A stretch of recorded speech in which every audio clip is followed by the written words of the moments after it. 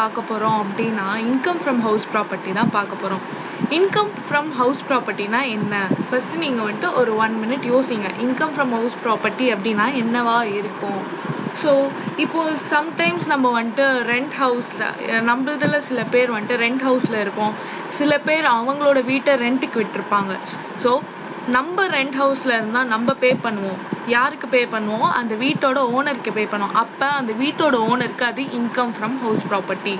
அதுவே இப்ப நம்ம ரெண்ட்க்கு விட்டோம் அப்படின்னா நம்ம ரெண்ட் வாங்குவோமா அவங்க கிட்ட இருந்து, அப்போ அது பேர் வந்துட்டு நம்ம தான் ஓனர். அப்ப நம்மளுக்கு வந்துட்டு அது இன்கம் ஃப்ரம் ஹவுஸ் ப்ராப்பர்ட்டி. ஒரு ஹவுஸ் ப்ராப்பர்ட்டிய நான் ரெண்ட்டுக்கு விட்டு நான் அதுல இருந்து நான் இன்கம் வாங்குறேன். ஓகேவா? ஸோ இந்த இதுல என்ன படிக்க போறோம், அதாவது லேர்னிங் அவுட்கம்ஸ். நான் எப்பவுமே சொல்வேன், எல்லா வீடியோலுமே நான் சொல்லுவேன், நீங்களே பார்த்துருப்பீங்க. என்ன ஒரு சாப்டர் நீங்க எடுத்தாலும் ஃபர்ஸ்ட் இந்த லேர்னிங் அவுட்கம்ஸை படிங்க. அப்பதான் நம்மளுக்கு தெரியும் இந்த சாப்டர்ல நம்ம என்ன பார்க்க போறோம் அப்படின்றது. இல்ல எதுவுமே பார்க்க போறது லைக் என்ன சொல்றது, இதுல இருந்து நம்மளுக்கு எதுவுமே கான்செப்ட்குள்ள போறதுக்கு முன்னாடி இதை பத்தி நம்மளுக்கு எதுவுமே தெரியல அப்படின்னா ரொம்ப பிளாங்கா இருக்கும். ஸோ அதுக்கு முன்னாடி நம்ம என்ன படிக்க போறோம் இந்த சாப்டர்ல அப்படின்றத வந்துட்டு நம்ம ஃபர்ஸ்ட் தெரிஞ்சுக்கணும். ஓகே.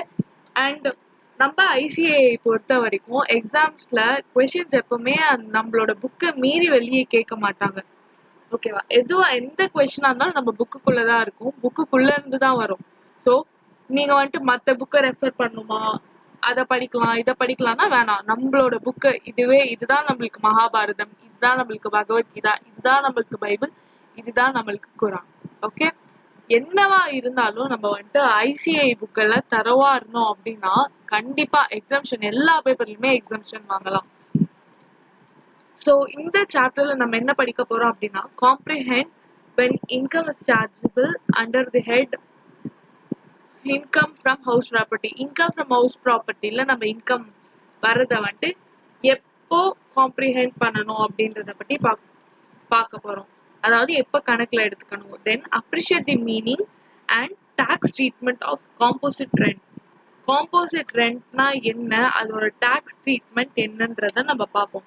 நெக்ஸ்ட் என்ன பார்க்க போறோம் அப்படின்னா annual value of different categories of house property. different categories of house property அப்படின்னா என்ன வரும் அப்படின்னு நீங்க கேட்டீங்கன்னா, சில வீட்டுல வந்து நம்மளே செல்ஃப் ஆக்குபை பண்ணிப்போம். அக்கௌண்ட்ஸை பொறுத்த வரைக்கும் டாக்ஸை பொறுத்த வரைக்கும் நம்ம வந்துட்டு செல்ஃப் ஆக்குபைட் ப்ராப்பர்ட்டிக்கு போடுவோம், லெட்டர் ப்ராப்பர்ட்டிக்கு போடுவோம். சம்டைம்ஸ் அந்த லெட்டர் ப்ராப்பர்ட்டி நம்ம வந்துட்டு ஒரு 1 இயர் விட்டுருக்கோம்னா 7 months மட்டும் ரெண்ட்டுக்கு விட்டுருக்கோம். அவங்களே வேக்கேட் பண்ணிட்டு போயிட்டாங்க. பேலன்ஸ் இருக்க 5 months வந்துட்டு நம்மளுக்கு வந்துட்டு ரெண்ட் வராம இருக்கு. So loss due to vacancy வரலாம். அந்த மாதிரி சுச்சுவேஷன்ஸ், அதாவது டிஃப்ரெண்ட் கேட்டகரி. இந்த சாப்டரை பொறுத்த வரைக்கும் 7 cases இருக்கு. அந்த 7 casesலயும் எப்படி பண்றாங்கன்றத நம்ம பார்ப்போம். நெக்ஸ்ட் வந்து compute income from house property for different categories of income. So இதுல வந்துட்டு தியரி பார்ப்போம். தியரி, அதுவே இதுல வந்துட்டு சம்ஸ் பார்க்கணும். Okay. Next comprehend and apply the tax treatment on unrealised rent and arrears of rent. இது ரெண்டும் வந்தா எப்படி நம்ம வந்துட்டு கால்குலேட் பண்ணுவோம், அதுக்கு எப்படி நம்ம டாக்ஸ் ட்ரீட்மெண்ட் போடுவோன்றத பத்தி நம்ம இதுல பார்ப்போம். நெக்ஸ்ட் வந்துட்டு compute income from co owned property. Co owned அப்படின்னா ஒரு ப்ராப்பர்ட்டியில 2 பேர் ஓனர்ஸா இருப்பாங்க. அந்த சிச்சுவேஷன்ல நம்ம எப்படி கால்குலேட் பண்ணணும் அப்படின்றது தான். ஸோ இன்கம் ஃப்ரம் ஹவுஸ் ப்ராப்பர்ட்டில இருந்து மினிமம் 5 மார்க் தாராளமா வரலாம். ஓகேவா?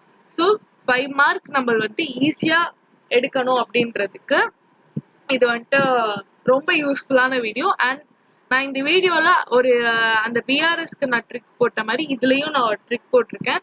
ஸோ அந்த ஒரு ஃபார்முலா வச்சு எல்லாத்துக்குமே போட்டுடலாம். ஏன்னா நம்மளோட இந்த புக்ல, அதாவது நம்மளோட ஐசிஐ மெட்டீரியல்ல வந்துட்டு ஒரு மெத்தடுக்கும் ஒரு ஃபார்முலா கொடுத்துருக்காங்க. ஸோ அதெல்லாம் நம்ம படிச்சோம் அப்படின்னாக்கா நம்மளுக்கு அந்த 7 மெத்தடுமே குழம்பிடும். எக்ஸாம் ஹால்ல போய் உக்காந்ததுக்கு அப்புறமா சரி ஓகே இந்த மெத்தடுக்கு இது வரணுமா அந்த மெத்தடுக்கு இது வரணுமானே நம்மளுக்கு புரியாம குழம்பிடும். ஸோ எல்லாத்துக்குமே ஒரே ஒரு மெத்தட் மட்டும் நம்ம வச்சு படிக்க போறோம். ஸோ வாங்க நம்ம வந்துட்டு லெசனுக்குள்ள போகலாம். ஸோ இப்போ வந்துட்டு ஹவுஸ் ப்ராப்பர்ட்டியோட சார்ஜபிலிட்டி செக்ஷன் வந்துட்டு செக்ஷன் 22. ஓகேவா? ஸோ இதுல வந்துட்டு நம்ம எது மூலியமா சார்ஜபிலிட்டி பண்ணுவோம் அப்படின்னாக்கா, determination of annual value of the property. ஒரு ப்ராப்பர்ட்டி, ஒரு ஹவுஸ் இருக்கு அப்படின்னா அதோட ஆனுவல் வேல்யூவை வச்சுதான் நம்ம வந்துட்டு சார்ஜபிள் பண்ணுவோம். ஸோ சார்ஜபிலிட்டி எதுல போடுவோம் அப்படின்னா, அதாவது ரேட் ஆஃப் டாக்ஸ் நம்ம எதுல போடுவோம், இல்லைன்னா எவ்வளவு இன்கம் டாக்ஸபிள் அப்படின்றத நம்ம எப்படி கண்டுபிடிப்போம் அப்படின்னா, நம்மளுக்கு மெயின் இன்ஃபர்மேஷனே அந்த ஆனுவல் வேல்யூ தான். அது எப்படி கண்டுபிடிப்போம் அப்படின்றது தான் இதுல பார்ப்போம். So next வந்துட்டு the annual value of any property comprising of buildings or lands upon thereto of which assessee is the owner is chargeable under the tax of income from property. இப்போ என்கிட்ட ஒரு பில்டிங் இருக்கு and land apparent tenant அப்படின்னா, இப்போ vacant லேண்டா இருக்குன்னா அது நம்ம சார்ஜபிலிட்டியே பண்ண வேணாம். வேக்கன்ட் லேண்ட் லெட் அவுட் பண்ணியிருந்தாங்க, அதாவது என்கிட்ட ஒரு காலி கிரவுண்ட் இருக்கு, அதை நான் யாருக்காச்சும் கொடுத்துருந்தேன் அப்படின்னா அதை வந்துட்டு நான் வந்துட்டு பிஜிபிபில போடணும். ஓகேவா? இல்லனா அதர் சோர்ஸ்ல போடணும். as the case may be, either நீங்க வந்துட்டு பிஜிபில போட்டுக்கலாம், இல்லனா அதர் சோர்ஸ்ல போடலாம். அதுதான் இங்க கொடுத்திருக்காங்க. ஓகேவா? நெக்ஸ்ட் என்ன அப்படின்னா, இப்ப நான் வந்துட்டு ஓனரா இருந்தா மட்டும்தான் என்னால அதை எடுத்துக்க முடியும். அண்ட் இன்னொரு கண்டிஷன் நம்ம எல்லாருமே தெரிஞ்சுக்கணும். என்ன அப்படின்னா, ஒரு டெனன்ட் வந்துட்டு நம்ம கிட்ட, அதாவது 12 இயர்ஸ் நம்ம கிட்ட கண்டினியூஸா இருந்திருக்காங்க. நம்மளோட வீட்ல அந்த டெனன்ட் வந்து 12 இயர்ஸ் கண்டினியூஸா இருந்திருக்காங்க. அண்ட் நம்ம எந்த ஒரு அக்ரிமெண்ட், அதாவது ரெனியூவல் அக்ரிமெண்டே போடாம விட்டுருக்கோம் அப்படின்னா அவங்க கையிலயும் இதை வந்துட்டு டாக்ஸபிள் ஆகும். ஏன் அப்படின்னா they are deemed to be owners.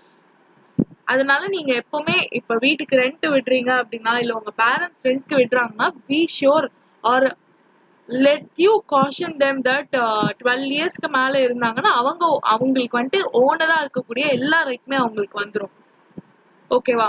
So நீங்க எப்பவுமே அந்த கான்ட்ராக்ட், அதாவது இயர்லி பேசிஸ்ல ரெனியூ பண்ணுங்க, இல்லைன்னா 5 இயர்ஸ் பேசிஸ், அட்லீஸ்ட் 10 இயர்ஸ் பேசிஸ்லயாச்சும் ரெனியூவல் பண்ண பாருங்க. அதை வந்துட்டு நீங்க தெரிஞ்சவங்களுக்கு, அதாவது ரொம்ப இல்லிட்ரேட் பீப்புள்லாம் பரவாயில்ல இன்கம் வருது ஒழுங்கா வருதுன்றதுக்காக அப்படியே ரெண்ட்ல அப்படியே விட்டுருப்பாங்க. So please do caution them. Okay, next என்ன, இதுல என்ன எக்ஸம்ஷன்ஸ் இருக்கு அப்படின்னு சொல்றாங்க. ஒரு வேலை இப்ப வந்துட்டு நான் இன்கம் வருது, அதுக்கு நான் தான் ஓனர், எனக்கு இன்கம் வருது, என்கிட்ட பில்டிங் ஆர் லேண்ட் அப்பார்ட்மெண்ட் இருக்கு. அது கூட எக்ஸெப்ஷன் என்ன அப்படின்னா, இப்ப நான் என் பிசினஸ்க்காக நான் வந்துட்டு லெட் அவுட் பண்ணியிருந்தேன் அப்படின்னா அது வந்துட்டு பிஜிபிபில வந்துடும். என் பிசினஸே லெட்டிங் அவுட் தானாலும் பிஜிபிபில வந்துடும். ஓகேவா? நெக்ஸ்ட் என்ன அப்படின்னா, கண்டிஷன்ஸ் ஃபார் சார்ஜபிலிட்டி. சார்ஜபிலிட்டிக்கான கண்டிஷன்ஸ் என்ன அப்படின்றது தான் நம்ம இதுல பார்க்க போறோம். Next, property should consist of any building or land appurtenant thereto. இந்த லேண்ட் அப்பர்டன்ட் என்ன அப்படின்னா, அந்த பில்டிங் அட்டாச் ஆகி ஏதாச்சும் ஒரு கார்டன் இல்ல கேரேஜ் அந்த மாதிரி எல்லாத்தையும் சேர்த்து கொடுத்தாங்க, இல்லைன்னா குடவுன் இருக்கு, அந்த மாதிரி ஒரு பில்டிங் எடுத்துக்கிட்டா ஃபேக்டரி இருக்கலாம், ஆஃபீஸா இருக்கலாம், ஷாப்ஸா இருக்கலாம், கமர்ஷியல் ப்ரிமிசஸா இருக்கலாம். இந்த கமர்ஷியல் ப்ரிமிசஸ் ஞாபகம் வச்சுக்கோங்க. ஓகேவா? Next, land appurtenant means land connected with the building. Okay, அதாவது நான் சொன்னேனே கார்டன் கேரேஜா இருக்கலாம். ஓகே, பட் வேக்கன்ட் லேண்ட் வந்தது அப்படின்னா இதுல வந்துட்டு இந்த மாதிரி பாக்ஸ்ல கொடுத்துருக்கதெல்லாம் எக்ஸெப்ஷன். நீங்க வந்துட்டு இம்பார்ட்டண்டா நோட் பண்ண வேண்டியது இந்த பாயிண்ட் தான். என்ன அப்படின்னா, வேக்கன்ட் லேண்ட் இருந்தது அப்படின்னா, வேக்கன்ட் லேண்ட லெட் அவுட் பண்றோம் அப்படின்னா அது வந்துட்டு நம்மளுக்கு இன்கம் ஃப்ரம் அதர் சோர்சஸ் இல்லைன்னா பிஜிபிபில நம்ம வந்துட்டு டாக்ஸ் பண்ணிக்கணும். ஒருவேளை நம்ம திடீர்னு நம்மளோட மெயின் பிசினஸ் வந்துட்டு வேக்கன்ட் லேண்டா லெண்ட் பண்றது இல்ல, அதாவது இப்ப டெஸ்டினேஷன் வெட்டிங்லாம் நடக்குது, எக்ஸாம்பிள் சொல்றேன், டெஸ்டினேஷன் வெட்டிங்லாம் நடக்குதுன்னு வச்சுக்கோங்களேன். அதுக்கு வந்துட்டு ஒரு கடலோரம் மோஸ்டா கவர்மெண்ட் ப்ராப்பர்ட்டி இல்ல மகாபலிபுரம் ரிசார்ட் எடுத்துக்கிட்டீங்கன்னா நிறைய ஓனர்ஷிப் இருக்கும். ஓகே, அவங்க வந்துட்டு அந்த பில்டிங்க்கும் சேர்த்து கொஞ்சம் கான்ட்ராக்ட் வாங்கியிருப்பாங்க. அதே மாதிரி நம்ம பிஜிபிக்குள்ள போனோம்னு வச்சுக்கோங்களேன், பிஜிபிக்குள்ள போனோம் அப்படின்னா உள்ள போய் தான் நம்மளால அந்த பீச்சுக்குள்ள நம்மளால போக முடியும். இப்ப அந்த பீச்ல நம்ம ஏதாச்சும் பார்ட்டி வைக்கணும் அப்படின்னா நான் வந்துட்டு அவங்களோட பிசினஸ் வந்துட்டு அதுவாவே இருக்கும். ஸோ அந்த கேஸ்ல நீங்க பிஜிபிபில போடணும். இதுவே என்னோட வீடு இருக்கு, என் வீடை சுத்தி ஒரு கிரவுண்ட் இருக்கு, திடீர்னு எமர்ஜென்சியா வந்து கேக்குறாங்க, இந்த மாதிரி ஒரு ஃபங்க்ஷன் இருக்கு, எங்களுக்கு இடம் இல்லை, அதனால நாங்க பண்ணிக்கணும் அப்படின்னா கேஷுவலா நீங்க ஏதோ ஒரு வாட்டி குடுக்குறீங்க அப்படின்னா இன்கம் ஃப்ரம் அதர் சோர்சஸ்ல நம்ம போட்டுக்கலாம். அதுதான் இங்க குடுக்குறாங்க as the case may be. Next என்ன அப்படின்னா assessee must be the owner. யார் ரெண்ட் வருதோ யார்கிட்ட நம்ம டாக்ஸபிள் அதாவது சார்ஜ் பண்றோமோ அவங்க வந்துட்டு ஓனரா இருக்கணும் அந்த ப்ராப்பர்ட்டிக்கு. ஓனர் எப்படி வரலாம் அப்படின்னா எய்தர் டீம்டு ஓனர்ஷிப்பா இருக்கலாம். அதோ இந்த கேஸ்ல இருக்க மாதிரி டீம்டு ஓனர்ஷிப்பா இருக்கலாம். Owners is the person entitled to receive, யார் இன்கம் வாங்குறாங்க அந்த கேஸும் இருக்கலாம். Next the requirement of registration of the sale deed is not warranted. இப்ப நீ ஓனர்னு சொன்னாலே போதும். இப்ப சேல் டீட் எல்லாம் காட்டிட்டு நான் தான் ஓனர் இல்ல நான் இல்ல அவன் தான் ஓனர் அப்படின்றதெல்லாம் இதுல கணக்குல. யார் ஓனர், யார்கிட்ட ஓனர்ஷிப் இருக்கு அதுதான் பார்ப்பாங்க. இப்ப சேல் டீட்ல வேற ஒருத்தர் பேர் இருக்கு ஆனா இன்கம் வேற ஒருத்தர் வாங்குறாங்கன்னா யார் அந்த income வாங்குறாங்களோ who is deemed to be the owner will become the taxable person. ஓகேவா? ஸோ நெக்ஸ்ட் என்ன அப்படின்னா ownership include both freehold and leasehold. இப்ப சில பேர் வந்துட்டு லீஸ்க்கு வாங்கி கூட ரெண்ட்டுக்கு விடுவாங்க. அதாவது அந்த கமிஷன் அந்த கேப்ல இருக்க இன்கம் மட்டும் எடுத்துப்பாங்க. அந்த மாதிரி கூட இருக்கலாம். அப்ப அதாவது ஓனர்ஷிப்ன்றது வந்துட்டு ஒரு சேல் டீட் மட்டும் முடிவு பண்ணாம நார்மலான கோர்ஸ்ல ஓனர்ஷிப் நடக்கிறதும் இதுல வந்துட்டு இன்க்ளூட் ஆகுது அப்படின்றத இவங்க சொல்றாங்க. So next என்ன அப்படின்னா the person who owns the building need not also be the owner of the land upon which it stands. இப்போ ஒரு பில்டிங் இருக்கு. ஓகே, சே ஒரு ஃபிளாட்ஸ் எடுத்துக்கிட்டீங்கன்னு வச்சுக்கோங்களேன். இங்க ஒரு ஃபிளாட் இருக்கு, ஏ பிளாக் இருக்கு, இங்க ஒரு பிளாக் இருக்கு, பி இருக்கு, இங்க ஒரு பிளாக் இருக்கு, சி இருக்கு, அண்ட் இங்க ஒரு பிளாக் இருக்கு, D, and here is a passage of going out. Okay, so இந்த கேஸ்ல இப்ப ஏல ஒரு வீடு சே இதுல வந்துட்டு 4 வீடு இருக்கு. Each block has 4 houses.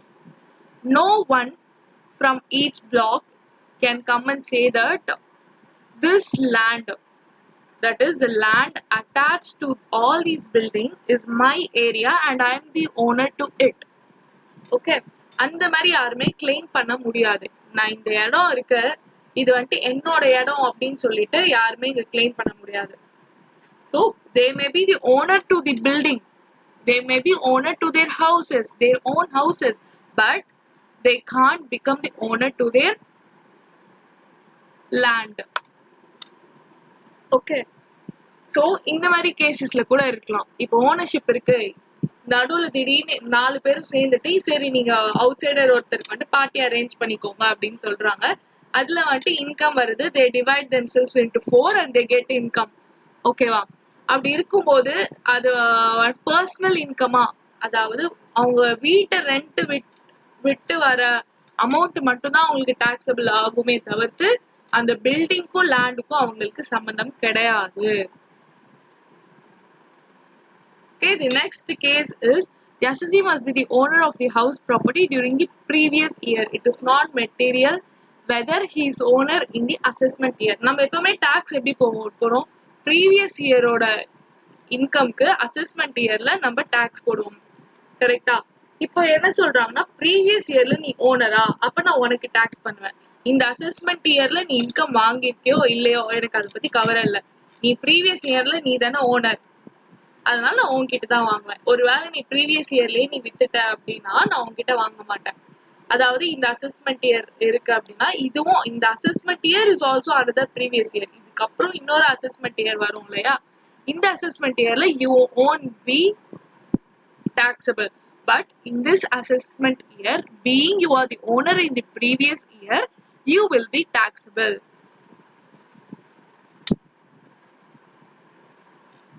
Okay, so next in the case தான் நம்ம சொன்னோம் அந்த 12.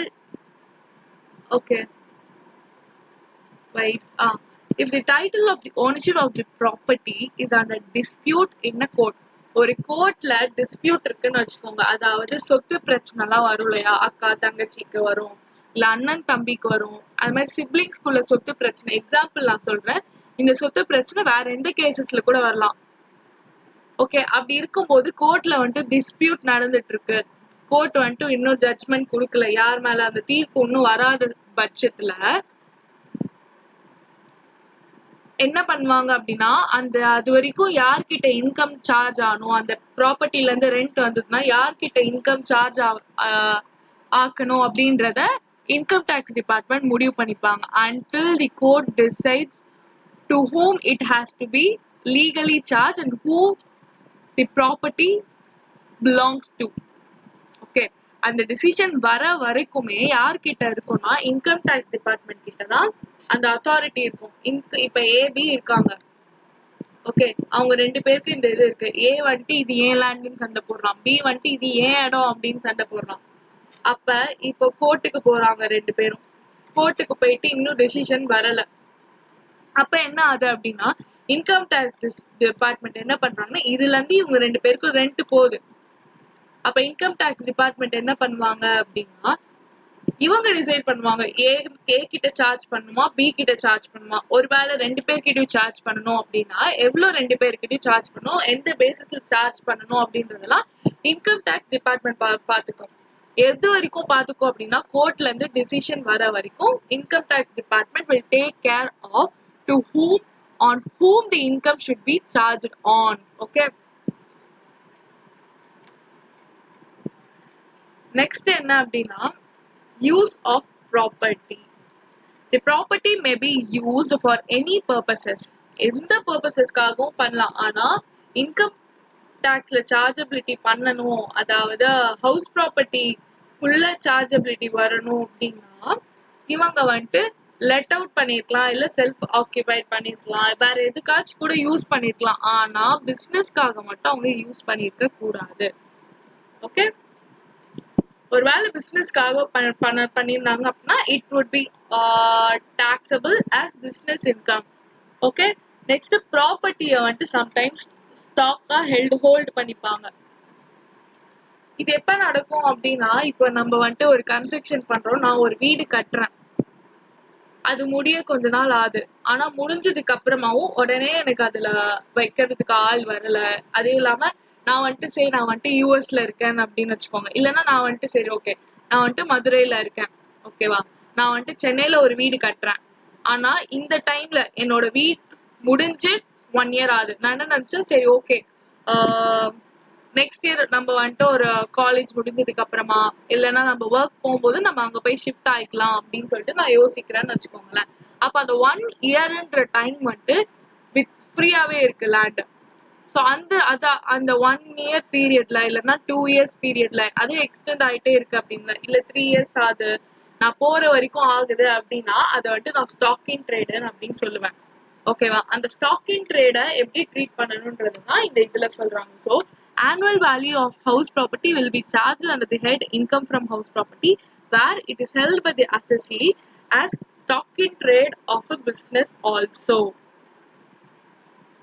ஓகே, ஒருவேளை அவங்க பிசினஸே ரெண்ட் இது பண்ணி விட்டுறதுன்னு வச்சுக்கோங்களேன், அதாவது கன்ஸ்ட்ரக்ஷன் கம்பெனி வச்சிருக்காங்க, அந்த மாதிரி சிச்சுவேஷன்ல அதையும் நம்ம ஸ்டாக் இன் ட்ரேடா தான் ட்ரீட் பண்ணுவோம். So however the annual value of property being held as stock in trade would be treated as nil for a period of 2 years. 2 வருஷம் வரைக்கும் அது வந்துட்டு சும்மா இருந்தா நான் வந்துட்டு ஓகே ஆனுவல் வேல்யூ, அதாவது எனக்கு அதுல இருந்து இன்கம் வரல அப்படின்னு வந்துட்டு முடிவு பண்ணிடுவேன். But from the if such property is not let out during such period, அதாவது இதுக்கப்புறம் என்ன பண்ண போறோம் அப்படின்றத அவங்க சொல்லல. மேபி நம்ம இதை வந்துட்டு ஃபியூச்சர்ல மேபி நம்ம வந்துட்டு ஃபைனல்ல படிக்கலாம் அது என்ன நடக்க போகுது அப்படின்றத. ஸோ நெக்ஸ்ட் வந்துட்டு composite rent.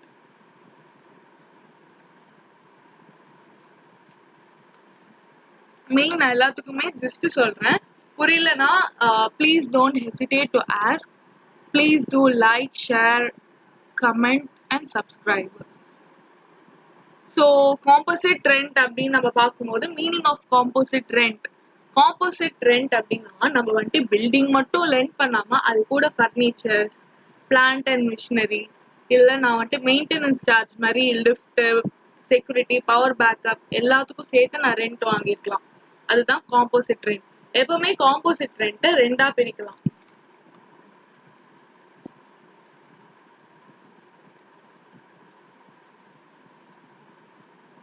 Composite rent can be divided into 2 types.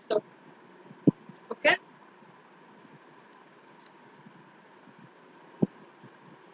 Composite ரெண்ட்ல ரெண்ட் நம்மளுக்கு வருது.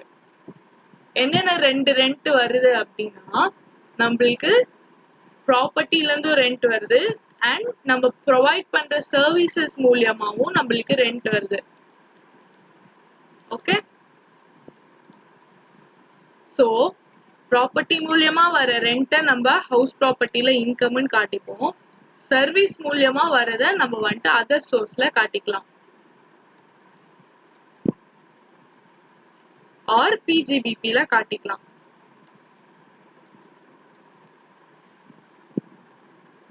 அண்ட் இப்ப மறுபடியும் இந்த ரெண்டு இருக்கா, ப்ராப்பர்ட்டி சர்வீஸ் ரெண்டும் இருக்கு. இந்த ப்ராப்பர்ட்டி சர்வீஸ்ல 2 டைப்ஸ்ல வருது.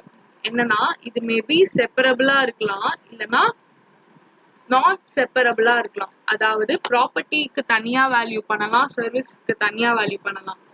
ஓகேவா? இல்ல ப்ராப்பர்ட்டிக்கும் சர்வீஸையும் பிரிக்கவே முடியல, அதாவது எவ்வளவு அமௌண்ட்ன்றத நம்மளால கண்டுபிடிக்க முடியல, டோட்டலா தான் கண்டுபிடிக்க முடியுது அப்படின்னா அது வந்துட்டு செப்பரபிள். அப்ப என்ன ஆகும் அப்படின்னா, பிரிக்க முடியலன்னா அது அவுட் சோர்ஸ்ல போட்டுரும். பிரிக்க முடிஞ்சது அப்படின்னா ப்ராப்பர்ட்டியா பிரிச்சு சர்வீசஸா பிரிச்சு ப்ராப்பர்ட்டியா வர்றத ஹவுஸ் ப்ராப்பர்ட்டிக்கும் சர்வீஸா வர்றத அதர் சோர்ஸ் இல்ல பிஜிபிபிக்கு நம்ம வந்துட்டு போட்டுடலாம். ஓகேவா? அதுதான் இது ஃபுல்லா.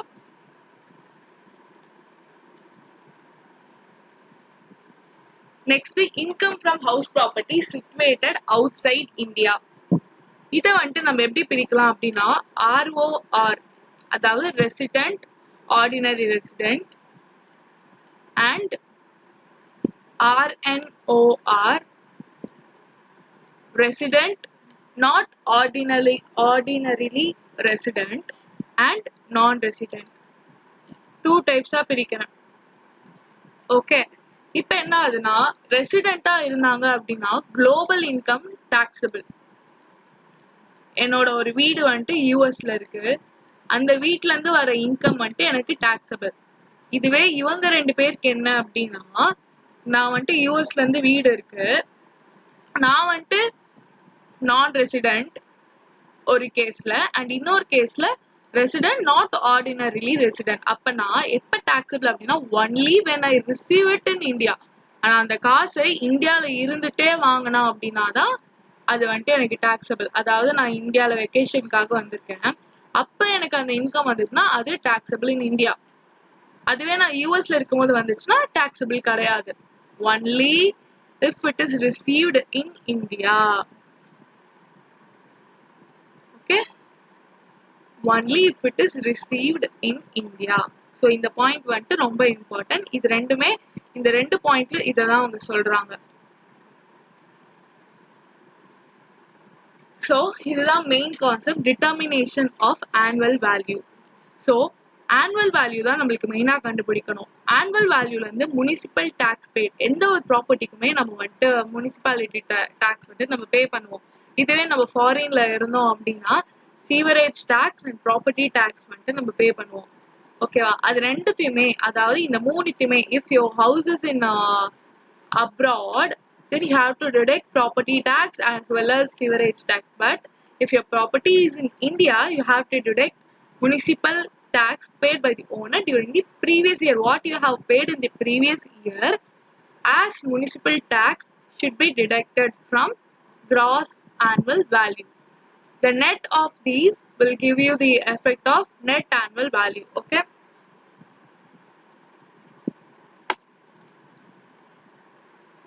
ஸோ இந்த இதுக்கு போறதுக்கு முன்னாடி நம்ம வந்துட்டு ஒரு கான்செப்ட் உள்ள பார்ப்போம். This is as easy as it is. Okay, so இந்த ஃபார்முலாவை நீங்க பார்த்துக்கோங்க, இந்த ஃபார்முலாவை நீங்க பார்த்துக்கோங்க. ஓகே,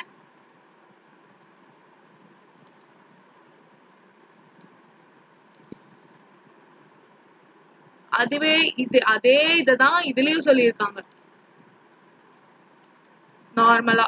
ஆனா உங்களுக்கு புரியுதா? புரியாது. இதுதான் போக போக இப்படியே தான் வரும். ஆனா அவங்க சொல்றது ஒண்ணு, நம்மளுக்கு புரிஞ்சுக்கிறது ஒண்ணா இருக்கும். ஏன்னா இதுல வந்துட்டு எக்ஸ்பெக்டட் ரெண்ட் எல்லாமே தியரியில கொடுத்துருக்கனால நம்மளுக்கு டக்குன்னு ஸ்ட்ரைக் ஆக கொஞ்சம் டைம் ஆகும். ஸோ இதை பொறுத்த வரைக்கும் என்ன நம்மளுக்கு வந்துட்டு என்னென்ன வேர்ட்ஸ்லாம் தெரிஞ்சுக்கணும்னா முனிசிபல் வேல்யூ தெரிஞ்சுக்கணும், ஃபேர் ரெண்ட்னா என்னன்னு தெரிஞ்சுக்கணும், ஸ்டாண்டர்ட் ரெண்ட்னா என்னன்னு தெரிஞ்சுக்கணும், எக்ஸ்பெக்டட் ரெண்ட்னா என்னன்னு தெரிஞ்சுக்கணும், ஆக்சுவல் ரெண்ட்னா என்னன்னு தெரிஞ்சுக்கணும். ஓகேவா? முனிசிபல் வேல்யூ அப்படின்னா இதுல போய் நான் சொல்லி கொடுக்குறேன்.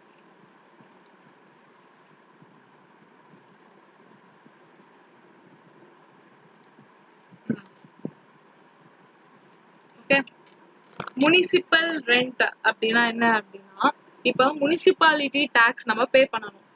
ஓகே, முனிசிபாலிட்டி டாக்ஸ் பே பண்றதுக்கு அவங்க வந்துட்டு ஒரு வேல்யூ யூஸ் பண்ணிப்பாங்க. நம்மளோட ஹவுஸ் ப்ராப்பர்ட்டி, அதாவது நம்மளோட வீட்டுக்கு இவ்வளவு வேல்யூ இருக்குன்றத முனிசிபாலிட்டி ஃபிக்ஸ் பண்ணுவாங்க. அந்த ஃபிக்ஸ் பே பண்றதா municipality rent. Okay, next fair rent அப்படின்னா என்ன அப்படின்னா இப்ப என் வீடு இருக்கு, பக்கத்துல ஒரு வீடு இருக்கு, என்னோட லொக்காலிட்டிலே இருக்கு, என் வீடு மாதிரியே இருக்கு.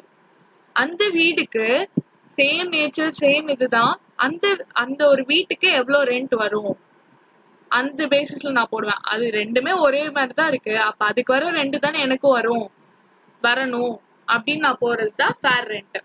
நெக்ஸ்ட் ஸ்டாண்டர்ட் ரெண்ட் அப்படின்னா என்னன்னா ஒரு ஸ்டாண்டர்டா ரெண்ட் ஃபிக்ஸ் பண்ணிருப்பாங்க, இவ்வளவுதான் பே பண்ணணும் அப்படின்றது. எக்ஸ்பெக்டட் ரெண்ட் என்ன அப்படின்னா நார்மலா அவங்க எப்படி எக்ஸ்பிளைன் பண்றாங்கன்னா ஒருவேளை ஃபேர் ரெண்ட் இல்ல முனிசிபல் ரெண்ட் அதிகமா இருந்துச்சுன்னா அதுல அதிகமா இருக்கிறதையும் ஸ்டாண்டர்ட் ரெண்ட்டையும் கம்பேர் பண்ணும்போது எது கம்மியா இருக்கோ அதுதான் எக்ஸ்பெக்டட் ரெண்ட்ன்றாங்க. ஓகேவா?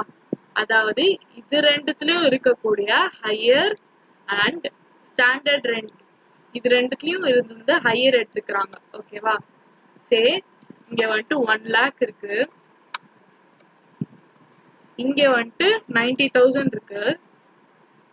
ஹையர் ஆஃப் 1 and 2 வந்துட்டு 1 lakh. ஸ்டாண்டர்ட் ரெண்ட் எவ்வளவு இருக்கு அப்படின்னா 95,000 இருக்கு. அப்ப எக்ஸ்பெக்டட் ரெண்ட் என்னன்னா லோவர் ஆஃப் 3 and 4, அதாவது 1 lakh 95,000 இருக்கக்கூடிய லோவர்.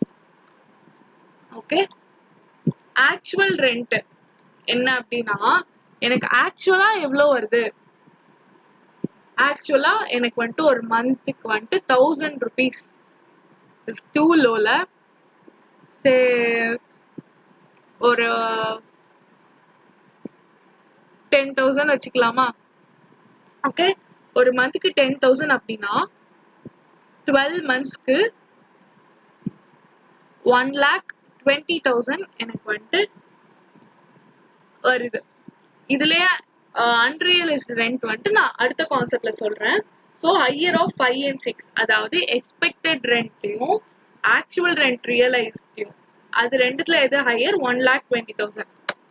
நான் வந்து எக்ஸ்பெக்டட் ரெண்டோட எனக்கு வந்துட்டு அதாவது நான் பே பண்ண ரெண்ட், அதாவது எனக்கு வந்து ரெண்ட், நான் தான் ஓனரு, எனக்கு வந்து ரெண்ட் வந்துட்டு அதிகமா இருக்கு, அதனால 1,20,000.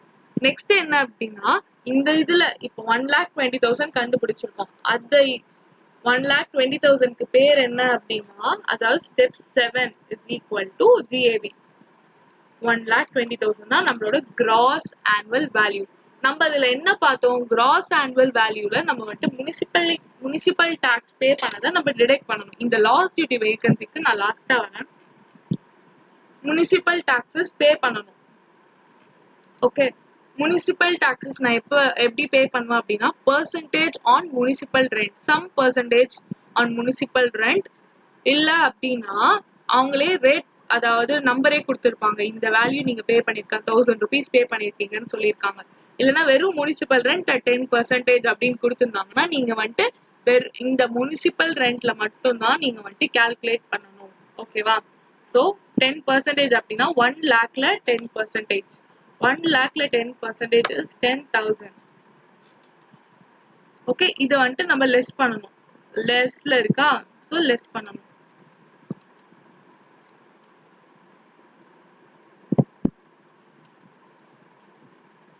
ஓகே, இது வந்துட்டு நெட் ஆனுவல் வேல்யூ நம்மளுக்கு வந்துடும். ஸோ இது எல்லாத்தையுமே நீங்க வந்துட்டு ஆட் பண்ணிக்கோங்க. எல்லாத்தையுமே ஆட் பண்ணிக்கணும். இது எல்லாத்தையும் ஆட் பண்ணிக்கிறத விட நம்ம வந்துட்டு இந்த இதுக்கு ஸ்டெப்புக்கு வந்திருக்கோம் இல்லையா, அதாவது கிராஸ் ஆனுவல் வேல்யூ 12 லேக்ன்றத நம்ம கண்டுபிடிச்சிட்டோம். ஓகே, ஸோ இதோட நம்ம கண்டுபிடிச்ச ஸ்டெப் ஓவர். இதோட நம்மளுக்கு தேவையான ஸ்டெப்பு ஓவர். ஓகே, ஸோ இது வரைக்கும் கிராஸ் ஆனுவல் வேல்யூ கண்டுபிடிச்சிட்டோம். ஸோ 1,20,000 மைனஸ் 10,000 போட்டோம்னா 1,10,000 தான் நம்மளோட நெட் ஆனுவல் வேல்யூ. ஓகே, நார்மலா இப்போ நெட் ஆனுவல் வேல்யூ கண்டுபிடிச்சிட்டோம் அப்படின்னா நம்ம என்ன பண்ணணும் அப்படின்னா 30% of net annual year standard டிடக்ஷனா அலோ பண்ணணும். இது எது எப்போ அலோ பண்ணணும் அப்படின்னா லெட் அவுட் ப்ராப்பர்ட்டி, அதாவது ஒரு வீட்டை வந்துட்டு மற்றவங்களுக்கு விட்டு நம்மளுக்கு அதுல இருந்து ரெண்ட் வந்ததுன்னா மட்டும்தான் இந்த டிடக்ஷனை நம்ம அலோ பண்ணணும். ஏன்னா அப்பதான் நம்மளுக்கு ரெண்ட் வருது. ஓகே, இதுவே செல்ஃப் ஆக்குபை பண்ணியிருக்கோம் அப்படின்னா இந்த இது பண்ணக்கூடாது. ஸோ 1,10,000ல 30% வந்துட்டு போட்டுக்கணும்.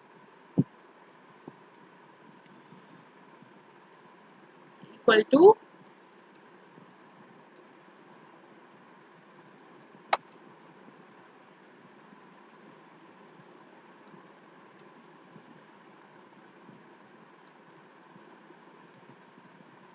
ஓகே, ஸோ 33,000 வந்துட்டு லெஸ் பண்ணிக்கணும். இது ஒரு டிடக்ஷன் தான். 33,000 லெஸ் பண்ணிக்கணும்.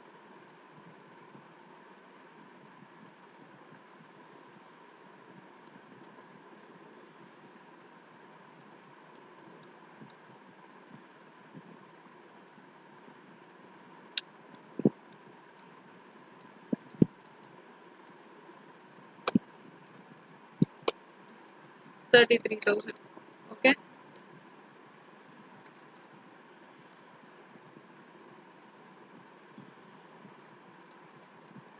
இது ரெண்டுத்தையும் லெஸ் பண்ணிக்கிட்டோம் அப்படின்னா நம்மளுக்கு என்ன வருது, 11,000 மைனஸ் 33,000 போட்டுக்கோங்க. நான் இதுல போடுறேன், நீங்க வந்துட்டு கால்குலேட்டர்ல போடுறதுனால உங்களுக்கு ஈஸியா வந்துடும். ஸோ 77,000 இருக்கு. இது வந்துட்டு இப்போதைக்கு நம்மளுக்கு நெட் ஆனுவல் வேல்யூ. இதுவே கரண்ட் இயர் இன்ட்ரெஸ்ட்ல நம்ம வந்துட்டு ஏதாச்சும் இன்ட்ரெஸ்ட் பே பண்ணியிருந்தோம், அதாவது இந்த இது வந்துட்டு அப்படியே இங்கே போயிடும். ஓகே, ப்ரொவைடட் இப்போ கரண்ட் இயர் இன்ட்ரெஸ்ட் ஏதாச்சும் நம்ம பே பண்ணியிருக்கோம் அப்படின்னா இங்கே வரும். அண்ட் ப்ரீ கன்ஸ்ட்ரக்ஷன் இன்ட்ரெஸ்ட், அதாவது நம்ம கன்ஸ்ட்ரக்ஷன் பண்றோம், கன்ஸ்ட்ரக்ஷன் முடியறதுக்கு முன்னாடி வரைக்கும் பே பண்ண இன்ட்ரெஸ்ட்டை நம்ம டிவைடட் பை 5 போட்டு அந்த டோட்டல் இன்ட்ரெஸ்ட்டை 5 வருஷமா பிரிச்சு கொடுக்கும். 5 வருஷத்து அப்படின்னா டோட்டல் இன்ட்ரெஸ்ட் பை 5 போட்டு ஒரு இயருக்கும் 5 இயர்ஸ்க்கு நம்ம வந்துட்டு கொடுப்போம். ஓகேவா, அந்த இதுதான். ஸோ இதுதான் ஃபார்மேட். இந்த ஒரு ஃபார்மேட்டை வச்சு நம்ம 7 டைப்ஸ்க்குமே நம்ம போட்டுடலாம். So please know this format. And loss due to vacancy என்ன அப்படின்றத நான் இப்போ சொல்றேன். லாஸ் டியூ டு வேகன்சி எப்போ வரும் அப்படின்னா, இப்போ ஒரு பீரியட் இருக்கு, 7 months லெட் அவுட் பண்ணியிருக்கோம். ஓகே, 7 months அவங்க வந்துட்டு இருக்காங்க. அண்ட் 7th month வந்துட்டு சாரி 8th month ஸ்டார்டிங்ல அவங்க வந்துட்டு போயிட்டாங்க. ஸோ 5 month வந்துட்டு இது வேக்கண்டா இருக்கு. அப்ப எவ்வளோ ப்ராஃபிட், அதாவது ரியலைஸ்ட் அண்ட் ரியலைசபிள்னு இருக்கா. ரியலைஸ்ட் அப்படின்னா டோட்டலா மொத்தமாவே நம்மளுக்கு இவ்வளவுதான் வரணும், அது கரெக்டா வந்துருச்சு அப்படின்னா ரியலைஸ்டு. இவ்வளோ வரணும் ஆனா நம்மளுக்கு வரல அப்படின்னா ரியலைசபிள். ரெண்டுத்துல வச்சு நீங்க வந்துட்டு ரியலைஸ்டு சிச்சுவேஷன் இருந்துச்சு அப்படின்னா ரியலைஸ்டு போடணும், ரியலைசபிள் இருந்துச்சுன்னா ரியலைசபிள் போடணும். அதே வேகன்சிலாம் இருந்துச்சுன்னா ரியலைசபிள் போடணும். அதாவது 12 monthsக்கு வரணும் ஆனா 7 months தான் வந்திருக்கு. அப்ப பேலன்ஸ் 5 months லாஸ்.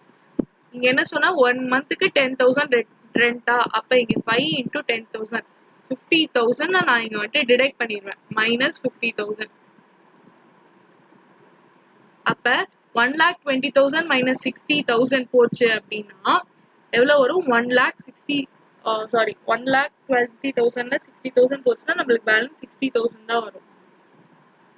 அந்த 60,000ல 30% போடணும். ஓகேவா, நெட் ஆனுவல் வேல்யூல தான் 30% போகணும். இந்த 60,000ல 30% போட்டோம் அப்படின்னா 18,000 வரும். இதுல 18,000 போச்சு அப்படின்னா 42,000 வரும். ஸோ 42,000 தான் நம்மளுக்கு இந்த ப்ராப்பர்ட்டி மூலியமா நம்மளுக்கு கிடைச்சது அப்படின்றது அர்த்தம். ஓகே, நெக்ஸ்ட் என்ன அப்படின்னா அன்ரியலைஸ்டு ரெண்ட்னு ஒண்ணு இருக்கு. அன்ரியலைஸ்டு ரெண்ட் அதாவது ரூல் 4 இருக்கு. ஹவுஸ் ப்ராப்பர்ட்டி பொறுத்த வரைக்கும் ரூல் 4ன்னு ஒண்ணு இருக்கு.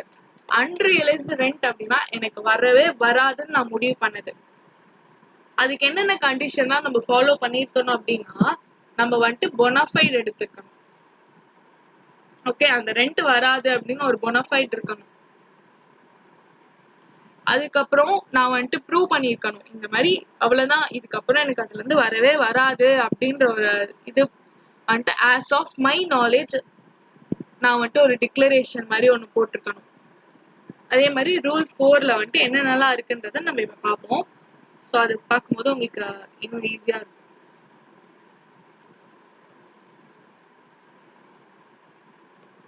So rules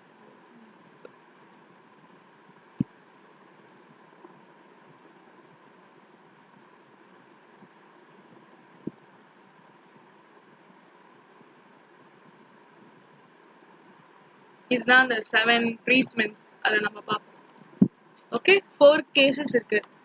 tenancy is bona fide, vacate பண்ணிட்டாங்க. ஓகே, வெக்கேட் பண்ணியிருக்காங்க, நம்ம வந்துட்டு கம்பல் பண்ணணும். ஒருவேளை நான் வெக்கேட் பண்ணல அப்படின்னா நம்ம வந்துட்டு கம்பல் பண்ணணும். ஓகேவா? அதே மாதிரி அவங்க என்ன பண்ணணும் அப்படின்னா இப்ப என்கிட்ட இன்னும் 2 வீடு இருக்கு, இவன் இந்த வீட்டை தவிர இன்னொரு வீட்டுல இருக்குன்னா அவன் சரி இந்த வீடை காலி பண்ணிக்கோப்பா நான் இன்னொரு வீடு தரேன்னு சொல்லிட்டு நம்ம சொல்லக்கூடாது. நம்மளோட ப்ராப்பர்ட்டி எந்த இதுலுமே அவங்க வந்துட்டு வரக்கூடாது இனிமே. அந்த மாதிரி இருக்கணும். ஓகே, லீகல் ப்ரொசீடிங்ஸ் அவங்களுக்கு அகைன்ஸ்ட் தான் நம்ம எடுத்துக்கணும். இதுதான் ரூல் 4. இது கொஸ்டின்ல எப்பவுமே மோஸ்டா வருது. இது ரொம்ப ரொம்ப இம்பார்ட்டன்ட். அன்ரியலைஸ்டு ரெண்ட் வந்தாலே நீங்க என்ன யோசிக்கணும் அப்படின்னா ரூல் 4 பண்ணியிருக்காங்களா பண்ணலையா அப்படின்றத நீங்க யோசிக்கணும். ரூல் 4 பண்ணியிருந்தாங்க அப்படின்னா கரெக்டா சாட்டிஸ்ஃபை பண்ணியிருந்தாங்க அப்படின்னா தான் நீங்க அன்ரியலைஸ்டு ரெண்ட்க்கு அலோவன்ஸ் கொடுக்கணும். ஒருவேளை ஃபாலோ பண்ணல, நான் வந்துட்டு இன்னொரு வீட்டுல வாடகை விட்டுருக்கேன் அப்படின்னு அவங்க சொன்னாங்க அப்படின்னா நீங்க வந்துட்டு அன்ரியலைஸ்டு ரெண்ட்டை டிடெக்ட் பண்ணக்கூடாது. So unrealised rent will be nil at that stage. Okay, property tax, municipality டேக்ஸ்லாம் இதெல்லாம் எப்போ வரும் அப்படின்னா நான் வந்துட்டு அதாவது நான் ரெண்ட் பே பண்ணியிருக்கேன்.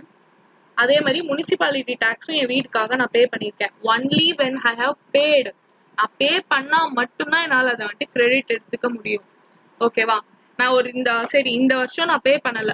ஓகே, இந்த வருஷம் நான் பே பண்ணாம நெக்ஸ்ட் இயர் நான் பே பண்றேன்னு வச்சுக்கோங்களேன், it is allowable only in the year when I have paid the municipal tax. ஓகேவா? ஸோ டேக்ஸ் எந்த இயர் நான் பே பண்றேனோ அந்த வருஷம் தான் அலோவன்ஸ் எடுத்துக்க முடியும். இது என்ன டேக்ஸ் பத்தி நான் சொல்றேன் அப்படின்னா முனிசிபல் டேக்ஸ் இல்லைன்னா property tax. So municipal tax property டேக்ஸ்ன்னு சொல்லுவாங்க. Okay,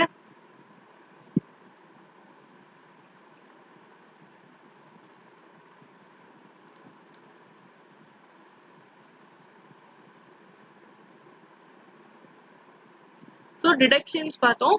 interest on borrowed capital.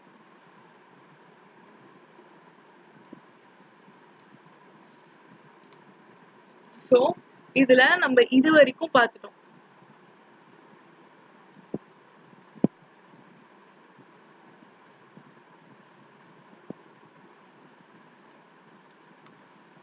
Okay, so இப்போ என்ன பார்க்கணும் அப்படின்னா இன்ட்ரெஸ்ட் ஆன் borrowed கேபிட்டல். அதாவது நம்ம லோன் வாங்கியிருப்போம், ஹவுசிங் லோன் வாங்கியிருப்போம். ஓகேவா? அந்த மாதிரி சுச்சுவேஷன்ல என்ன பண்ணணும் அப்படின்னா ஒருவேளை லெட் அவுட் பண்ணியிருக்கோம். எப்பவுமே ஒரு ப்ராப்பர்ட்டி எடுத்தோம் அப்படின்னா 2 types, either let out LOP இல்லைன்னா எஸ்ஓபி. எஸ்ஓபினா செல்ஃப் ஆக்குபைட் ப்ராப்பர்ட்டி, எல்ஓபினா let out property. Okay, 2 case இருக்கு. இப்போ எல்ஓபி அப்படின்னா நான் பே பண்ண இன்ட்ரெஸ்ட் மொத்தத்தையுமே நான் டிடக்ஷனா எடுத்துக்கலாம். ஓகே, பட் எஸ்ஓபியை பொறுத்த வரைக்கும் என்னால ஃபுல் டிடக்ஷன் எடுத்துக்க முடியாது. எவ்வளவு எடுத்துக்கலாம் அப்படின்னா,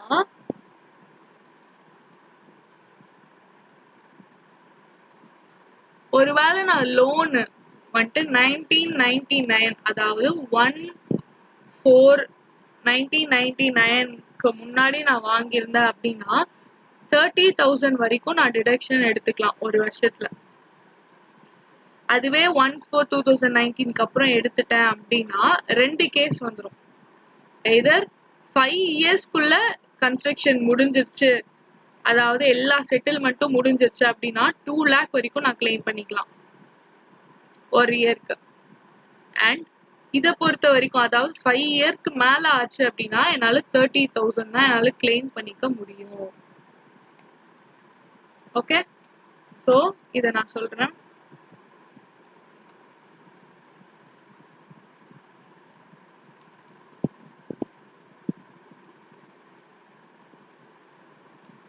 நான் சொன்ன ப்ரீ கன்ஸ்ட்ரக்ஷன் பீரியட், அதாவது 1/5 பண்ணிக்கணும்னு சொன்னேன்ல, அதுதான் இது.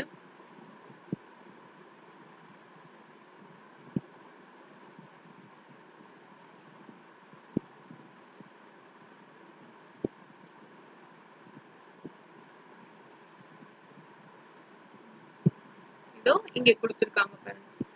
Interest for the year construction is completed, property is acquired. Interest into the year of completion of the construction or acquisition of the property can be fully claimed in the year of irrespective of the date of completion or acquisition. அதாவது pre construction period இருக்குன்னு வச்சுக்கோங்க, அது வரைக்கும் இருக்கக்கூடிய இன்ட்ரெஸ்ட்டை வந்துட்டு நான் 5ஆ divide பண்ணி போட்டுக்கிறேன். ஆனா ஒரு வேளை இன்னைக்கு முடிஞ்சிருச்சு இன்ட்ரெஸ்ட் ஃபார் தி இயர், அந்த வருஷத்தை என்னைக்கு முடிக்கிறோமோ அந்த கம்ப்ளீட் பண்ற இயரோட இன்ட்ரெஸ்ட் வந்துட்டு நான் ஃபுல்லா கிளைம் பண்ணிக்கலாம் அப்படின்றத அவங்க சொல்றாங்க. ஆனா மொத்த இன்ட்ரெஸ்டையும் சேர்த்து நம்மளால 2 lakhக்கு மேல கிளைம் பண்ண முடியாது. ஓகே, ஸோ இந்த கேஸ் தான் அவங்க சொல்றாங்க. மோர் தென் கன்ஸ்ட்ரக்ஷன் பீரியட்னா 30,000 கிளைம் பண்ணிக்கலாம். அதுவே இங்க வந்துட்டு 2 lakh கிளைம் பண்ணிக்கலாம், அதாவது வித்தின் 5 இயர்ஸ்க்குள்ள இருந்திருந்தா. ஓகே,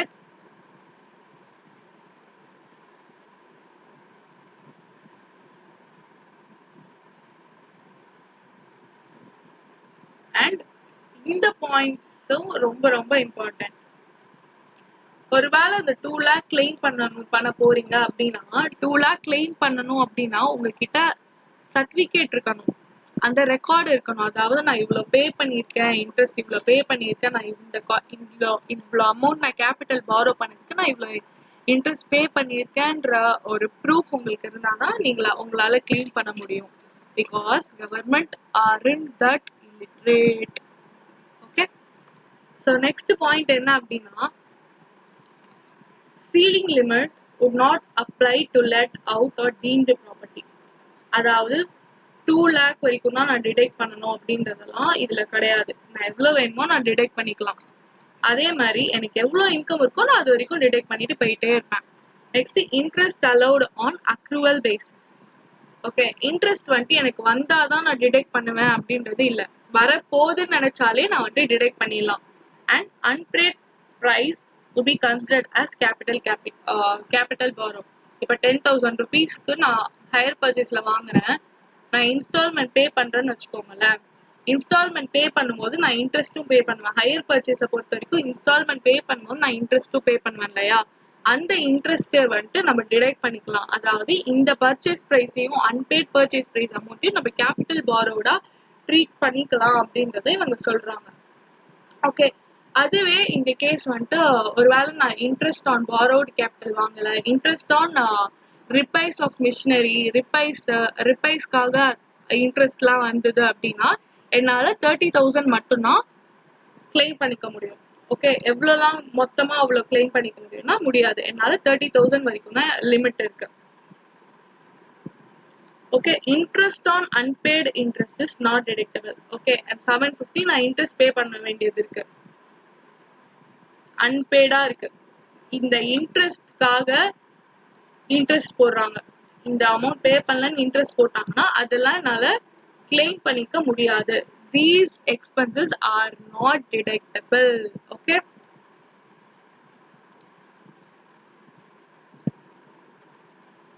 ஸோ அதுதான் ஃபுல் சம்மரியா இங்க கொடுத்துருக்காங்க.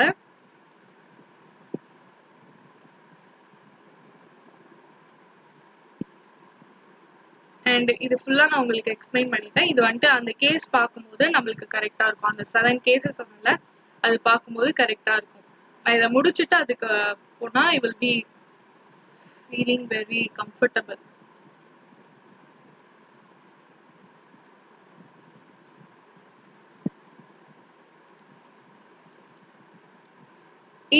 இன்அட்மிசிபிள் டிடக்ஷன் அப்படின்னா என்ன, இந்த டிடக்ஷன்லாம் அலோவபிள் இல்ல அப்படின்றது தான் இதுல பார்க்க போறோம். Interest chargeable under this act which is payable outside India shall not be deducted if tax has not been paid or deducted from such interest. Okay, நம்ம இங்க இருக்கோம் ஆனா பேபிள் அவுட் சைட் இந்தியா, அதாவது வெளியே லோன் வாங்கியிருக்கோம் அப்படின்னா tax பே பண்ணல அப்படின்னா நம்மளால கிளைம் பண்ண முடியாது. அதே மாதிரி in respect of this there is no person in India who may be treated as an agent. நம்ம லோன் வாங்கிக்கிறதுக்கு, அதாவது அவுட் சைட்ல வாங்கியிருக்கோம் ஆனா நம்மளோட வீடு இங்க இருக்கு, ஆனா நம்மளுக்கு இந்த ஊர்ல யாருமே நம்மளுக்கு, அதாவது இந்தியாவில் நம்மளுக்கு யாருமே தெரியாது அப்படின்னா நம்மளால டிடக்ஷன் கிளைம் பண்ணிக்க முடியாது. Okay, so the next one is provision for arrears of rent and unrealized rent received. இந்த மாதிரி, அதாவது arrears of rent எப்போ வரும் அப்படின்னா பே பண்ணாமலே வச்சிருப்பாங்க. இல்லைன்னா திடீர்னு 12,000 இருந்த ரெண்ட்டை நான் வந்துட்டு 15,000 தான்ப்பா நீ பே பண்ணி ஆகணும் அப்படின்னு சொல்லிட்டேன் அப்படின்னா அவன் திடீர்னு ஒத்துக்க மாட்டான். என்னோட டெனன்ட் வந்துட்டு ஒத்துக்க மாட்டான். அதனால கொஞ்ச நாள் அப்படியே இருபடியா நீங்க குறைச்சாதான் நான் பே பண்ணலாம் அப்படிலாம் இருக்கு. ஆனா ஒரு சர்டன் பீரியட்க்கு அப்புறம் அந்த இன்கம் நம்மளுக்கு வருது அப்படின்னா அது வந்துட்டு அந்த ரெண்ட் நம்மளுக்கு வருதுன்னா அது வந்துட்டு நம்ம அதாவது இன்கம் ஃப்ரம் ஹவுஸ் ப்ராப்பர்ட்டில நம்ம வந்துட்டு அதை இன்கமா போடுவோம். அண்ட் அன்ரியலைஸ்டு ரெண்ட் ரிசீவ்டுனாலும் அதுதான், அதாவது அன்ரியலைஸ் ஆகாது, நம்மளுக்கு வரவே வராதுன்னு சொல்லிட்டு அந்த ரூல் 4 நம்ம சாட்டிஸ்ஃபை பண்ணிட்டு நம்ம பெற்றிருப்போம். அந்த இன்கம் வந்தது அப்படின்னா நம்மளுக்கு எந்த வருஷம் வருதோ அந்த வருஷம் டாக்ஸபிள், அதாவது taxable in the year of receipt or realisation. Okay, அதே மாதிரி வந்த அமௌண்ட்டுக்கு 30% டிடக்ஷன் வந்துட்டு நம்ம அலோவ் பண்றோம். வந்த இன்கம்க்கு 30% டிடக்ஷன் அலோவ் பண்ணுவோம். அதாவது 30% என்ஐவில போட்ட மாதிரி இதுல 30% டிடக்ஷன் வந்துட்டு நம்ம அலோவ் பண்றோம். ஓகே,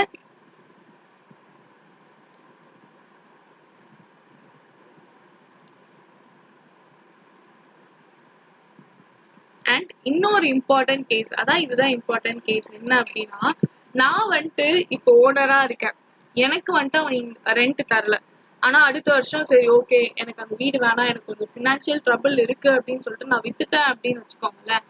ஆனா அதுக்கப்புறம் நான் வித்ததுக்கு அப்புறம் அவன் வந்துட்டு ரெண்ட் பே பண்ணாலும் என் கையில தான் அது வந்துட்டு டாக்ஸபிள் ஆகும். ஓகே, ஸோ இது வெரி வெரி இம்பார்ட்டன்ட்.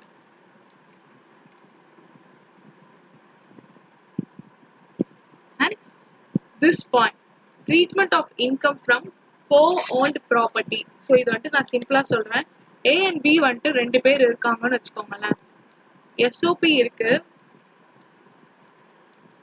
எல்ஓபி இருக்கு அப்படின்னா இது ரெண்டுத்தையுமே நம்ம நார்மலா தான் ட்ரீட் பண்ணுவோம்.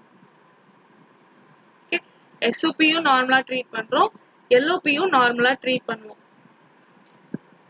ஸோ நார்மலா ட்ரீட் பண்ணதுக்கு அப்புறமா 2 பேருக்கு எவ்வளவு போர்ஷன் வருதோ அதை மட்டும் நம்ம பிரிச்சு கொடுத்துப்போம். ஸோ அக்ரிகேட் இன்ட்ரெஸ்ட் பார்த்துட்டு இந்த கேஸ்ல வந்துட்டு எப்பவுமே ஆனுவல் வேல்யூ நில்லாதான் இருக்கும். ஓகே, ஸோ அக்ரிகேட் இன்ட்ரெஸ்ட் வந்துட்டு நம்ம வந்துட்டு பிரிச்சு கொடுத்துறோம்.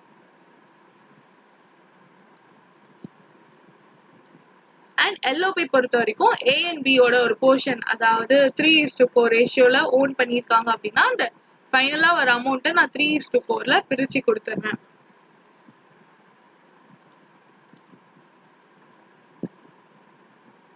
ஓகே, ஸோ இப்போ அந்த லெஃப்ட் அவுட் அந்த இதுக்கு போகலாம்.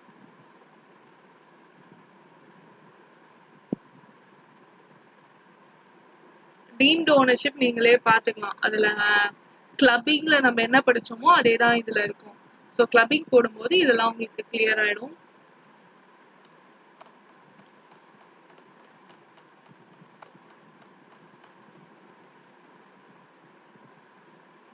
ஆக்சுவலி எப்பவுமே இப்போ டாக்ஸ் நம்ம சம் எடுத்தோம்னு வச்சுக்கோங்களேன், நான் சம் எடுத்துட்டேன்னா உங்களால யோசிக்க முடியாது.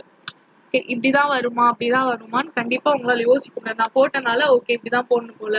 எப்பவுமே நம்ம கையால போட்டாதான் எந்த டவுட்டா இருந்தாலும் கிளியர் ஆகும்.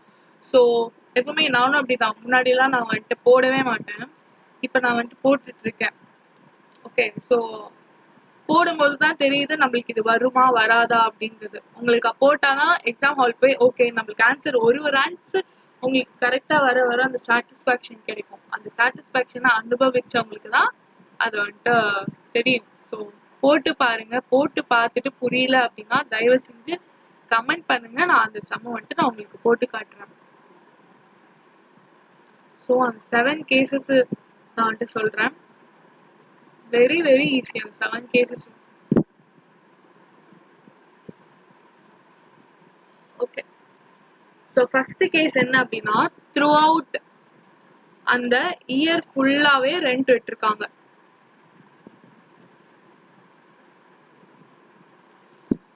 ஓகே ஒரு இயர் ஃபுல்லாவே லெட் அவுட்ல தான் விட்டுருக்காங்க, ரெண்ட்டுக்கு விட்டுருக்காங்க. ஒரு இயர் ஃபுல்லாவே லெட் அவுட் விட்டு இருந்தாங்கன்னா நம்மளோட மெத்தட் இதை அப்படியே ஃபாலோ பண்ணணும். எதெல்லாம் வராது, எதெல்லாம் இதுல இருக்கிறது, எதெல்லாம் கொஸ்டின்ல இல்லையோ அதுக்கெல்லாம் நில் போட்டுக்கோங்க. ஓகேவா? நில் போட்டுட்டு போயிட்டே இருக்கலாம்.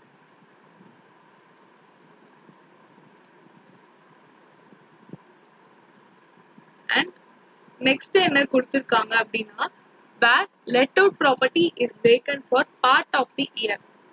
வேக்கண்ட்ல இருக்கு அப்படின்னா 7 months 5 months ஞாபகம் வச்சுக்கோங்க. அப்ப லாஸ் டியூ டு வேகன்சி வந்துடும்.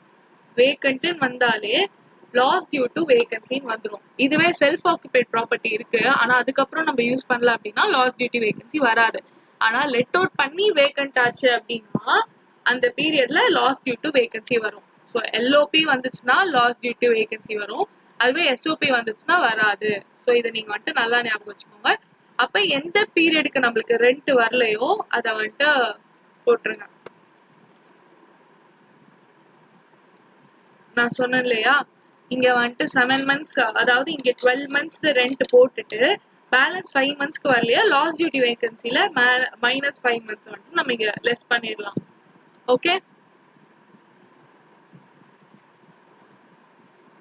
நெக்ஸ்ட் என்ன அப்படின்னா self occupied property and unoccupied property. இப்ப செல்ஃப் ஆக்குபைட் நம்மளே ஆக்குபை பண்ணியிருக்கோம் அப்படின்னா 2 வீடு வரைக்கும் நம்ம வந்துட்டு பெனிஃபிட் எடுத்துக்கலாம். அதாவது ஆனுவல் வேல்யூ நில் போட்டுட்டு நம்ம வந்துட்டு இன்ட்ரெஸ்ட் பே பண்றதுக்குள்ளேயே டிடக்ஷன் மட்டும் நம்ம எடுத்துக்கலாம். ஆனா முனிசிபாலிட்டி டாக்ஸஸ்லாம் நம்மளால டிடெக்ட் பண்ண முடியாது. எவ்வளோ ரெண்ட் இப்ப நான் வந்துட்டு என்கிட்ட 5 ஹவுஸ் இருக்குன்னு வச்சுக்கோங்க. செல்ஃப் ஆக்குபைட் ஹவுஸ் இருக்கு, ஆக்குபைட் ப்ராப்பர்ட்டி இருக்கு அப்படின்னா இங்க வந்துட்டு நான் இருக்கேன். இந்த வீட்ல இன்னொரு வீட்ல எங்க அப்பா அம்மா இருக்காங்க அப்படின்னா பேலன்ஸ் இருக்க 3 வீட்டை வந்துட்டு நான் என்ன பண்ணிக்கணும் அப்படின்னா லெட் அவுட் ப்ராப்பர்ட்டியா நான் கன்சிடர் பண்ணி சம் போடணும். லெட் அவுட் ப்ராப்பர்ட்டினா தான் பெரிய பெரிய கால்குலேஷன், அதாவது அந்த ஸ்டெப்ஸ் வரும். செல்ஃப் ஆக்குபைட் ப்ராப்பர்ட்டினா ஜிஏவி போட்டு நில் போட்டணும். ஓகே நில் போட்டுட்டு லெஸ் டிடக்ஷன்ல வந்துட்டு இன்ட்ரெஸ்ட் பே பண்றது வந்துட்டு வரணும். இன்ட்ரெஸ்ட் ஆன் பாரோடு கேபிட்டல் போட்டு எவ்வளோ interest up to a limit of 2 lakh. நம்ம தான் பார்த்தோம்ல எல்ஓபி வந்ததுன்னா சீலிங் லிமிட் வராது. ஓகே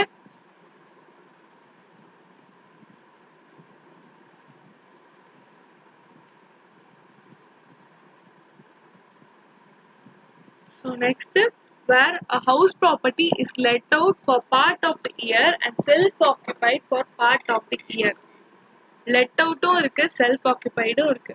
ஓகே இந்த கேஸ்ல லாஸ் டியூ டு வேகன்சி வருமானா வராது. ஏன்னா அது வேகண்டா இல்ல நம்ம இருக்கும். ஓகேவா? இது எப்படி ட்ரீட் பண்ணா நார்மலா let out property throughout the இயர்ன்னு போட்டே நம்ம ட்ரீட்மெண்ட் பண்ணிடணும். ஓகே 7 months ரெண்ட் வருதா அந்த 7 month ஆக்சுவல் ரெண்ட்ல 7 months மட்டும் போடணும்.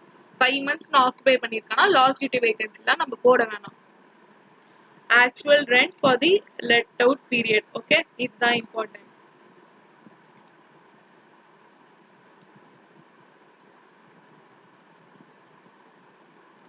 நான் deemed to be let out நான் சொன்னேன் இல்லையா அந்த SOPல 5 houses இருக்கு. ஒன்னுத்துல நான் இருக்கேன், இன்னொன்னுத்துல அம்மா அப்பா இருக்காங்க அப்படின்னா பேலன்ஸ் 3 ஹவுஸ், அதாவது 2 ஹவுஸ் தான் உங்களால எடுத்துக்க முடியும். தேர்ட் ஹவுஸையும் எஸ்ஓபி எடுத்துக்க முடியும்னா முடியாது. இதுல ஒரு ட்ரிக் என்ன அப்படின்னா, இப்ப 5 ஹவுஸ் இருக்குன்னா காம்பினேஷன்ஸ் யோசிங்க. இந்த ரெண்டுத்த வச்சா நம்மளுக்கு எவ்வளவு டாக்ஸ் பெனிஃபிட்ஸ் வருது, இந்த அதாவது 1 2 3 4 and 5 இருக்குன்னு வச்சுக்கோங்க. அப்ப இந்த ரெண்டுத்தையும் நான் ஃபர்ஸ்ட் எடுக்கேன், செல்ஃப் ஆக்குபைட் ப்ராப்பர்ட்டியா எடுத்து நான் வந்துட்டு போடுறேன். ஓகே, அப்புறம் இது ரெண்டுத்தையும் பாக்குறேன், அப்புறம் இது ரெண்டுத்தையும் பாக்குறேன், டிஃப்ரெண்ட் காம்பினேஷன்ஸ்ல நான் வந்துட்டு யோசிக்கிறேன். ஓகே, இவ்ளோ ட்ரிக்கியான கொஸ்டின் நம்ம எக்ஸாம்ல கேட்க மாட்டாங்க. மேபி 3 ஹவுசஸ் கொடுத்து கேட்பாங்க. ஸோ இது ஒரு காம்பினேஷன், இது ஒரு காம்பினேஷன், இது ஒரு காம்பினேஷன் இல்லையா? ஸோ அப்படி இருக்கும்போது எப்படி ட்ரீட் பண்ணுவாங்க அப்படின்றது தான் கொஸ்டின். இது ரெண்டுத்தையும் நான் ஃபர்ஸ்ட் செல்ஃப் ஆக்குபைட் ப்ராப்பர்ட்டியா வச்சுக்கிறேன், அப்புறம் இது ரெண்டுத்தையும் வச்சு பார்ப்பேன், அப்புறம் இது ரெண்டுத்தையும் வச்சு பார்ப்பேன்.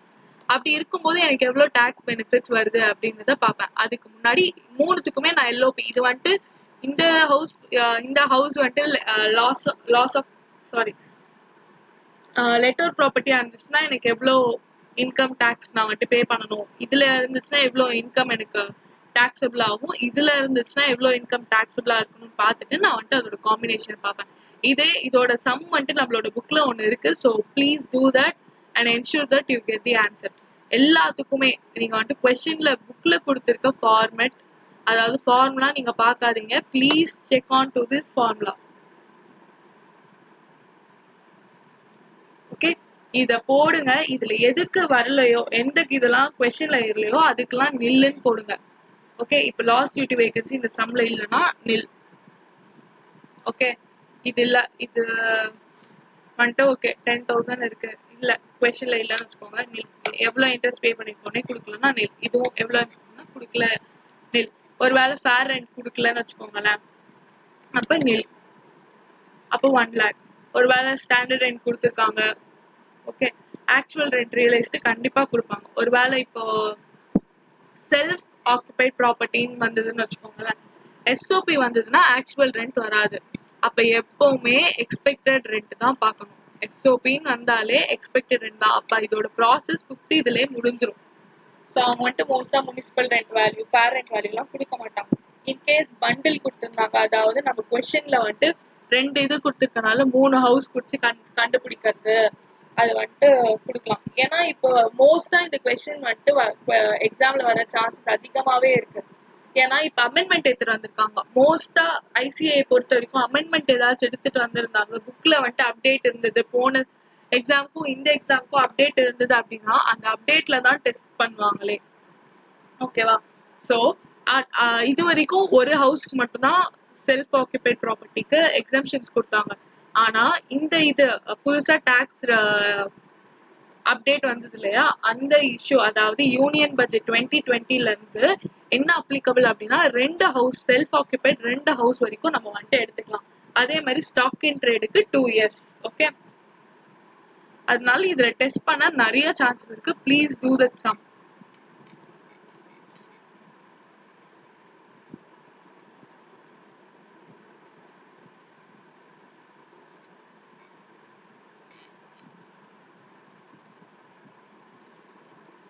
நெக்ஸ்ட் என்ன அப்படின்னா, in case of a house property held as stock in trade, அதான் 2 years. இந்த ஸ்டாக் இன் ட்ரேடுக்கு நம்மளுக்கு புக்ல எக்ஸாம்பிள்ஸ் கொடுக்கல.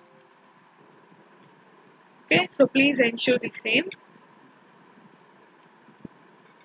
ஒருவேளை எனக்கு வேற ஏதாச்சும் கொஸ்டின் கிடைச்சது அப்படின்னா நான் கண்டிப்பா போடுறேன். And this is more important. அந்த கொஸ்டின் மாடல், அதாவது அந்த self occupied property in LOP வச்சுதான் மோஸ்டா கொஸ்டின் கேட்பாங்க. 7th and the previous one நான் சொன்னேன் இல்லையா, அந்த deemed to be let out, அது ரெண்டும், இந்த 2 model is very very important. So இந்த 2 மாடல்ல கண்டிப்பா சம் போட்டு பாருங்க. கண்ணால பாக்குற பசங்க, அதாவது சில பேர் வந்துட்டு கண்ணால பார்த்துட்டு எக்ஸாம்ல போய் அப்படியே மாசா மார்க் வாங்குவாங்க இல்லையா, அந்த பசங்களும் இந்த 2 கொஸ்டின் கண்டிப்பா போட்டு பாருங்க.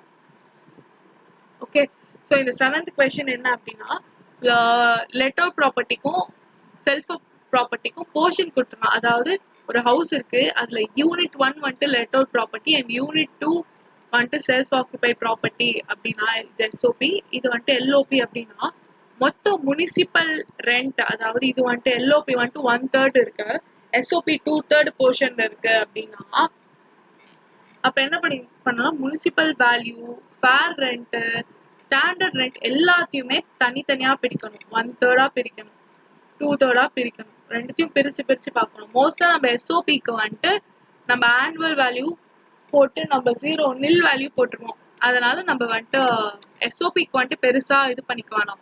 ஸோ எல்ஓபிக்கு போடும்போது 1/3 போர்ஷன் அப்படின்னா கால்குலேட் பண்ணும்போது அந்த 1/3 போர்ஷன் மட்டும்தான் எடுத்து கால்குலேட் பண்ணணும். ஸோ இதுல வந்துட்டு நீங்க ரொம்ப கவனமா இருந்து பார்க்கணும். ஓகே, ஸோ இது ஃபுல்லா நம்ம பார்த்தாச்சு. ஸோ சம்ஸ் போட்டு பாருங்க, போட்டு பார்த்துட்டு என்கிட்ட சொல்லுங்க. இஃப் நாட் எதுக்காச்சும் ஆன்சர் வரல அப்படின்னா please do inform me and நான் அந்த சம் உங்களுக்கு போட்டு காட்டுறேன். Okay, thank you.